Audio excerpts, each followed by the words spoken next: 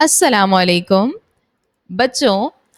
ہم ہمارے نبی صلی اللہ علیہ وسلم کے پیارے صحابہ کرام رضی اللہ تعالی عنہم اجمعین کے روشن واقعات سن رہے ہیں. تو آج ہم حضرت ارقم بن ابو الارقم رضی اللہ عنہ کے بارے میں جانیں گے.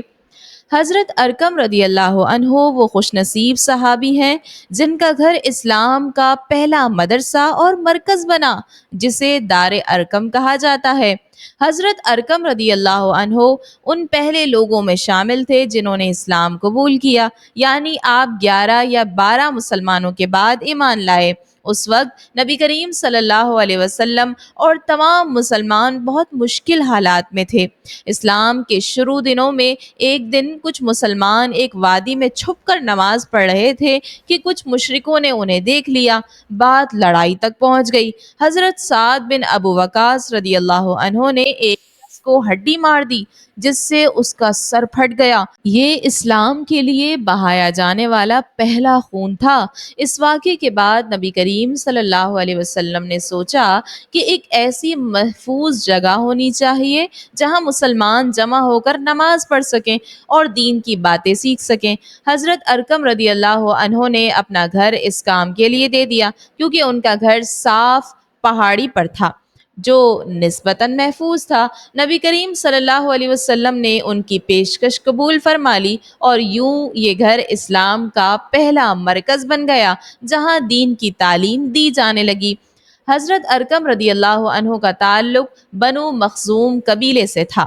نبی کریم صلی اللہ علیہ وسلم بنو ہاشم سے تھے. ان دونوں قبیلوں میں آپس میں دشمنی تھی، اس لیے کسی کو شک بھی نہیں ہوتا تھا کہ نبی کریم صلی اللہ علیہ وسلم کی باتیں حضرت ارقم کے گھر میں ہو رہی ہیں. ان کا گھر چونکہ صفا پہاڑی پر تھا جو اونچائی پر تھا، اس لیے وہاں سے نیچے نظر رکھنا آسان تھا.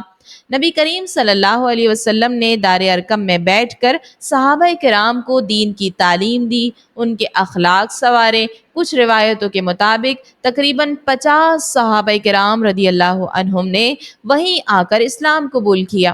ان میں حضرت عمار بن یاسر، حضرت مصعب بن عمیر، حضرت خالد بن ابی بکر اور دوسرے صحابہ شامل ہیں. اسی گھر میں حضرت حمزہ رضی اللہ عنہ نے اسلام قبول کیا. اسی جگہ پر حضرت علی رضی اللہ عنہ کے ساتھ آنے والے حضرت ابو ذر غفاری رضی اللہ عنہ نے بھی اسلام قبول کیا اور بعد میں اپنے پورے قبیلے کو بھی مسلمان بنا دیا. اسی مقام پر نبی کریم صلی اللہ علیہ وسلم نے دعا کی کہ یا اللہ، عمر بن خطاب یا ابو جہل میں سے کسی ایک کو مسلمان کر دے. اللہ تعالیٰ نے حضرت عمر فاروق رضی اللہ تعالی عنہ کو اسلام قبول کرنے کی توفیق دی.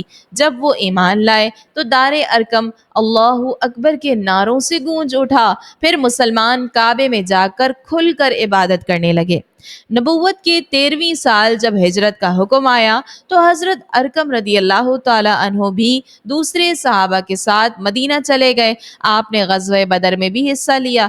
نبی کریم صلی اللہ علیہ وسلم نے مال غنیمت میں سے انہیں ایک تلوار تحفے میں دی.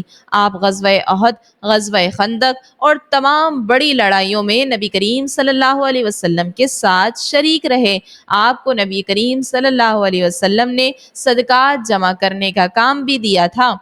حضرت ارقم رضی اللہ عنہ کئی زمینوں کے مالک تھے اور ان کا ذریعہ معاش تجارت تھا. آپ لکھنا پڑھنا جانتے تھے اور وہی اللہ کا پیغام بھی لکھا کرتے تھے. نبی کریم صلی اللہ علیہ وسلم کے کہنے پر آپ نے ایک خط بھی لکھا جو قبیلہ بنو محارب کے سرداروں کے لیے تھا. آپ زکوٰۃ جمع کرنے پر بھی مقرر تھے اور حضرت عثمان رضی اللہ عنہ کے دور میں بیت المال سرکاری خزانے کے نگران بھی رہے. آپ نہایت نیک اور عبادت گزار تھے. رات کو جا کر عبادت کرنا بہت پسند کرتے تھے.